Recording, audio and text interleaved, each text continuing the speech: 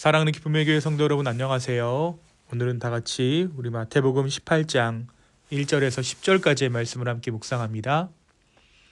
그때 제자들이 예수께 나와 이르되 천국에서는 누가 크니이까? 예수께서 한 어린아이를 불러 그들 가운데 세우시고 이르시되 진실로 너희에게 이르노니 너희가 돌이켜 어린아이들과 같이 되지 아니하면 결단코 천국에 들어가지 못하리라. 그러므로 누구든지 이 어린아이와 같이 자기를 낮추는 사람이 천국에서 큰 자니라. 또 누구든지 내 이름으로 이런 어린아이 하나를 영접하면 곧 나를 영접함이니 누구든지 나를 믿는 이 작은 자 중 하나를 실족하게 하면 차라리 연자맷돌이 그 목에 달려서 깊은 바다에 빠뜨려지는 것이 나으니라. 실족하게 하는 일들이 있으므로 말미암아 세상에 화가 있도다. 실족하게 하는 일이 없을 수는 없으나 실족하게 하는 그 사람에게는 화가 있도다. 만일 너의 손이나 너의 발이 너를 범죄하거든 찍어 내버리라.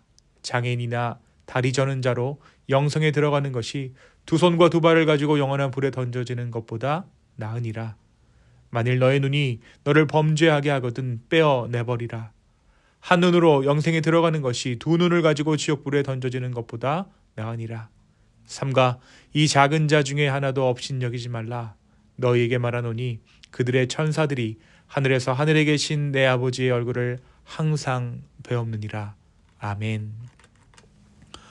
우리가 어제의 말씀을 통해 우리 변화산의 영광보다 더 중요한 것은 산 아래의 현실 가운데 하나님을 다시 의지하는 믿음이다라는 것을 함께 나누었습니다. 오늘 말씀 마태복음 18장에 들어서며 제자들은 예수님께 한 가지 질문을 던지게 되죠.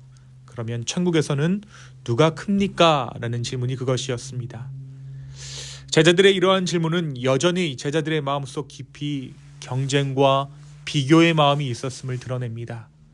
예수님께서 십자가와 낮아짐의 길을 말씀하신 이후였지만 또한 바로 이전 장에서 예수님께 믿음 없음으로 인해 큰 질책을 들었던 제자들이었지만 여전히 그들은 하나님 나라를 크고 높아지는 구조로 이해하고 있었던 것입니다. 이때 예수님은 한 어린아이를 불러 제자들 가운데 세우십니다. 당시 어린아이들의 사회적인 위치를 생각했을 때 예수님의 이러한 행동은 사뭇 파격적인 행동이 아닐 수 없겠죠. 예수님은 어린아이를 가운데 세우시고 천국의 질서를 전혀 다른 방식으로 가르쳐 주십니다. 예수님께서는 너희가 돌이켜 어린아이들과 같이 되지 아니하면 결단코 천국에 들어가지 못한다라고 말씀하십니다. 그리고 하나님 나라에서의 큼은 자신을 낮추고 의지하는 자리에서 비롯된다고 선언하십니다. 어린아이란 스스로를 증명하지 않고 전적으로 보호와 돌봄에 의존하는 존재죠. 예수님께서는 바로 그들의 의존성과 낮아짐이 하나님 나라의 기준임을 말씀하셨던 것입니다. 예수님은 여기서 멈추시지 않습니다. 이어 예수님은 이러한 작은 자를 실족하게 하는 것의 심각성에 대해서 강하게 경고하셨습니다.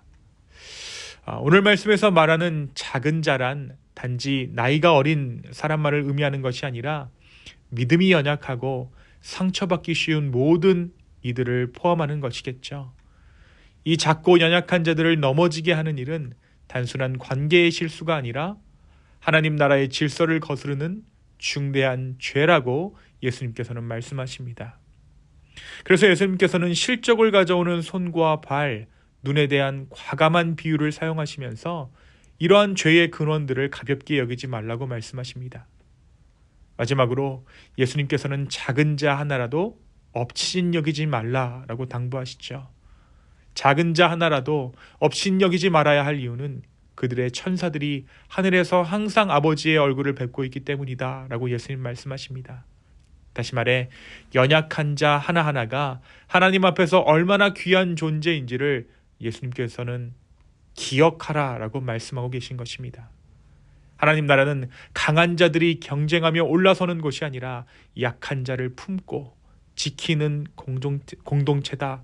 그리고 그 하늘나라의 제자가 바로 너희다라고 말씀하신 것입니다.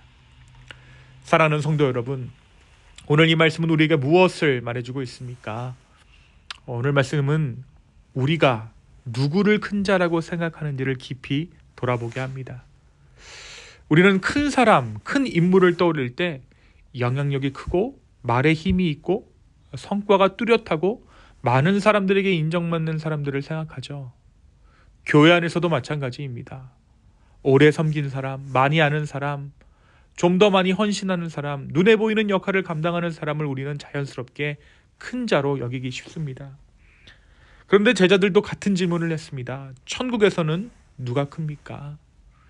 이 질문은 단순한 호기심이 아니라 하나님 나라를 여전히 서열과 비교의 질서로 이해하고 있던 이 제자들의 고백이었습니다. 그래서 예수님께서 전혀 다른 방식으로 하나님 나라를 설명하셨던 것이죠. 예수님께서는 천국의 큰 존재라는 것이 능력이나 실적이 아니라 낮아짐과 의지함에서 비롯된다라고 선언하신 것입니다. 여러분, 어린아이는 스스로를 증명하지 않습니다. 자기 힘으로 무언가를 장악하지도 않습니다. 오히려 보호가 필요하고 도움을 구할 줄 알고 의존할 줄 아는 존재입니다. 예수님은 그 아이를 통해 하나님 나라는 강한 자들이 들어가는 것이 아니라 자신을 낮추고 하나님만 의지하는 자들이 들어간 자다라고 말씀하고 계신 것입니다. 다시 말해 큰 자란 자기 이름을 드러내는 자가 아니라 자기 이름을 내려놓고 예수님을 터 붙드는 사람인 것입니다. 사랑하는 여러분, 오늘 말씀은 우리에게 질문하고 있습니다. 나는 어떤 기준으로 평가하고 있는가? 나는 공동체 가운데 누가 중심에 서야 한다라고 생각하는가? 예수님은 우리가 잘 보지 못하는 작은 자를 가운데 세우시며 하나님 나라의 중심이 거기에 있다라고 말씀하십니다. 오늘 하루 세상의 기준으로 큰 자를 찾기보다 예수님께서 말씀하시는 큰 자, 곧 낮아지고 의지하는 자리에서 하나님을 붙드는 사람을 바라보며 우리가 그러한 자 되기를 소망하는 저와 여러분 되기를 예수님의 이름으로 축원합니다.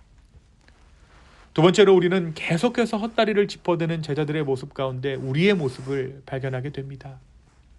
제자들은 예수님과 함께 다니며 수많은 기적을 보았습니다. 직접 말씀을 듣기도 했고 하나님 나라에 대한 특별한 가르침을 받은 사람들이었죠. 직간접적으로 하나님 나라를 체험했던 것이 제자들이었습니다.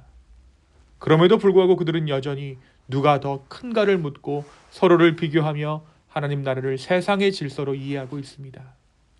이것은 제자들이 유난히 둔해서가 아니라 사람이라면 누구나 빠지기 쉬운 사고방식이 그러하기 때문입니다.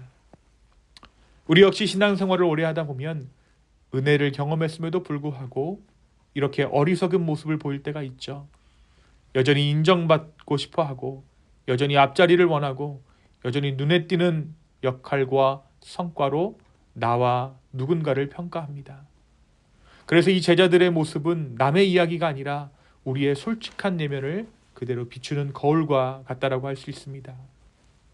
사랑하는 여러분, 그러나 중요한 것은 이러한 제자들의 계속되는 실패에도 불구하고 예수님께서 그들을 포기하지 않으셨다는 사실입니다. 예수님은 그들의 질문을 무시하지 않으시고 책망만 하지도 않으셨습니다. 오히려 어린아이를 가운데 세우시며 헛다리를 짚어대는 제자들의 시선을 다시 하나님 나라의 방향으로 돌려주십니다. 이 모습은 우리에게 큰 위로가 되죠. 우리는 여전히 어리석습니다. 여전히 엇나간 질문들, 엇나간 욕망들을 가지고 주님 앞에 나아갈 때가 있습니다. 그때마다 주님은 우리를 포기하지 않으시고 다시 복음의 중심으로 우리를 부르십니다. 사랑하는 성도 여러분, 신앙이란 완벽해지는 과정이 아니라 끊임없이 주님의 기준으로 다시 조정되는 여정인 줄로 믿습니다. 오늘도 우리의 어긋난 시선과 잘못된 기준을 주님 앞에 내려놓고 어린아이처럼 다시 배우는 작은 자로 다시금 주의 말씀을 배우는 저와 여러분 되기를 예수님의 이름으로 축원합니다. 이 시간 함께 기도하겠습니다. 주님, 다시 한번 이 말씀을 통해 우리의 모습을 봅니다. 우리의 어리석음, 우리의 우둔함, 주여 주의 지혜로 채워 주시옵소서. 또한 하나님 나라가 어떠한 나라인지, 큰 자가 되기보다는 작은 자로 주님만을 의존하며 오늘 이 하루 살아내기를 소망합니다. 성령님 우리 가운데 함께하여 주시옵소서. 감사합니다. 이 모든 말씀 예수님의 이름으로 기도하였습니다. 아멘.